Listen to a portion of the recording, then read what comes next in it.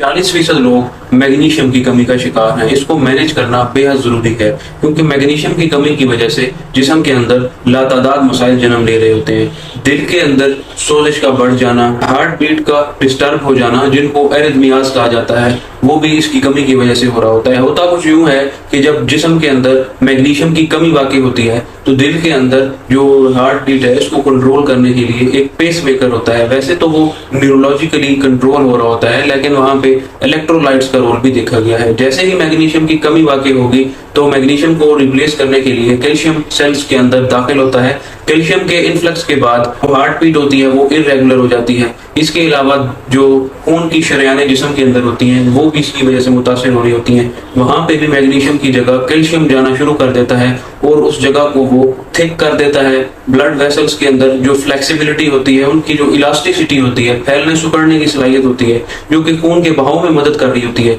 तो वो इसकी वजह से मुतासिर हो जाती है। ब्लड वेसल्स ज्यादा हार्ड हो जाती हैं, उनके ऊपर कैल्सिफिकेशन, इन सब चीजों के बाद पेशेंट हाइपरटेंशन का शिकार भी होने लग जाता है।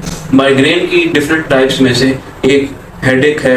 आंखों को और सर के हिस्से को माइग्रेन इन्वॉल्व कर रहा होता है। इसके अंदर भी जो ब्लड वेसल्स इस एरिया में होती हैं वो थिक हो जाती हैं और उसकी वजह से जो नर्व एंडिंग्स होती हैं वो इरिटेट होती हैं और पेशेंट हेडेक जैसे कंप्लेंट्स का शिकार होता है। तो इन पेशेंट्स के अंदर भी मैग्नीशियम सप्लीमेंट रिकमेंड किए जाते हैं। मैग्नीशियम की कमी की वजह से फटीग ज्यादा रहती है, पेशेंट थका हुआ रहता है, पेशेंट ज्यादा टायर्डनेस का शिकार रहता है, मूड डिस्टर्ब रहता है, एंजाइटी, डिप्रेशन मैग्नीशियम की वजह से ही ज्यादा होने लग जाते हैं। डायबिटिक और प्री डायबिटिक पेशेंट मैग्नीशियम की कमी की वजह से बहुत ज्यादा मुतासिर हो रहे होते हैं, क्योंकि खून में पड़ा हुआ ग्लूकोज का लेवल कम करने के लिए जब इंसुलिन खून के अंदर दाखिल होता है, ग्लूकोज को सेल्स के अंदर ट्रांसफर कर रहा होता है। लेकिन जब मैग्नीशियम की कमी वाकई हो जाएगी तो सेल्स की तरफ इंसुलिन की सेंसिटिविटी भी कम होने लग जाएगी, जिसका नतीजा ये निकलेगा कि इंसुलिन सेल्स के अंदर ग्लूकोज को ट्रांसफर नहीं कर पाएगा, पेशेंट इंसुलिन रेजिस्टेंस का शिकार हो जाएगा। 300 से ज्यादा प्रोसेस हैं जिनके अंदर मैग्नीशियम इन्वॉल्व है।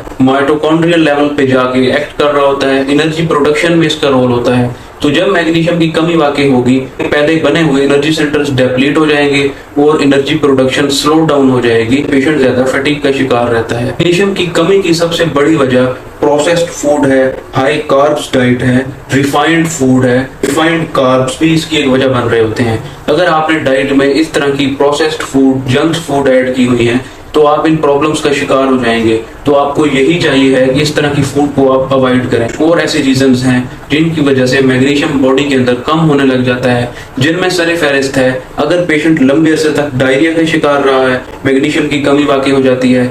अगर पेशेंट एंटीबायोटिक्स बॉडी में होने वाले किसी इंफेक्शन की वजह से ले रहा था तो भी मैग्नीशियम की कमी वाकई हो रही होती है।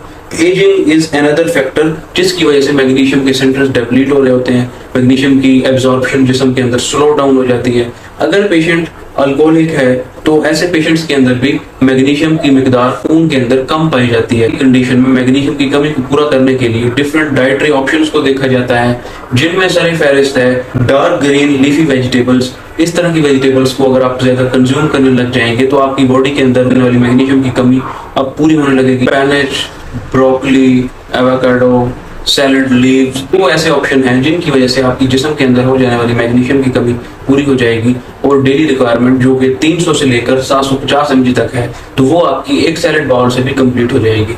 नेक्स्ट नंबर पे जितने भी फैक्टर्स थे जो कि मैग्नीशियम की कमी वाकई कर रहे थे, तो इस तरह के क्रिटिकल पेशेंट्स के अंदर मैग्नीशियम सप्लीमेंट्स भी प्रेफर किए जाते हैं, जिनमें सरफहरिस्त है magnesium glycine, magnesium aspartate, magnesium gluconate. ये वो सप्लीमेंट हैं जल्द ही मैग्नीशियम की कमी को पूरा करते हैं और पेशेंट इस तरह की प्रॉब्लम से रिकवर होने लग जाता है। इंसुलिन रेजिस्टेंस रिजॉल्व हो जाती है, पेशेंट का मूड स्टेबलाइज होने लग जाता है। पहले जो नींद डिस्टर्ब रहती थी वो अब पेशेंट के स्लीप आवर्स भी इंप्रूव होने लग जाते हैं और पेशेंट इरिटेबिलिटी, एंजाइटी और डिप्रेशन से भी निजात हासिल कर सकता है।